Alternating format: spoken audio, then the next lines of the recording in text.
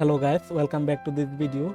Today in this video I am gonna show you how you can compress PDF file without losing quality. So as you can see, this is my PDF and the current PDF size is properties, and here you can see the current PDF file size is 500 kilobyte. So let's compress this. First we are going to our browser. I am going to use Google Chrome and Google search bar, and here search for I love compress PDF, and this is the site.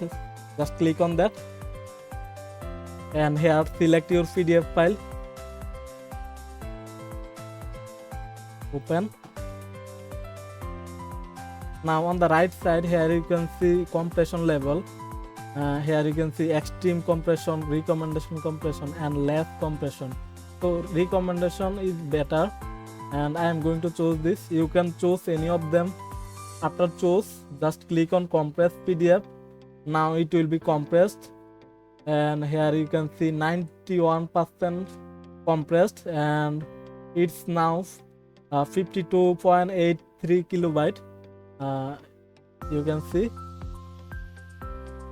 So this is how you can compress any PDF file without losing quality. Thanks for watching. If this video helped you, please do subscribe and hit the like button. See you in the next video.